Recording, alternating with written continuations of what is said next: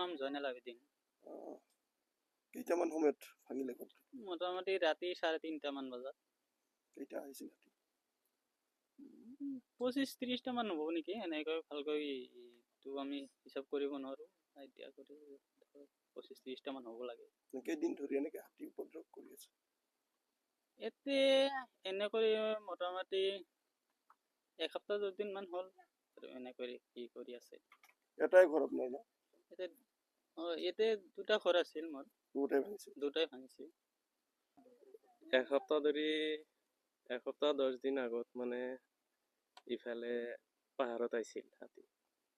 আহাৰ পিছত আজি ৰাতি 3:30 মান বজাত এই ঘৰটো ভাঙছে।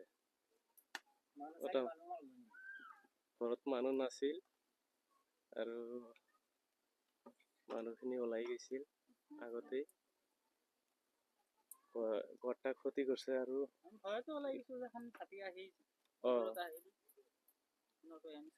এতিয়া হাতীবিলাক ক'ত আছে? এতিয়া পাহাৰতে আছে।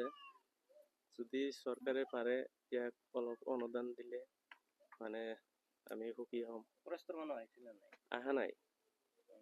অহা নাই ফৰেষ্টৰ মানুহ অহা নাই।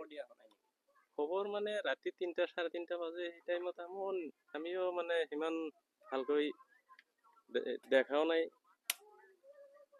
এইকাৰণে চৰকাৰৰ ওচৰত অনুৰোধ, আমাৰ ৰাইজৰ মানুহজনক ক্ষতিপূৰণ দিব লাগে।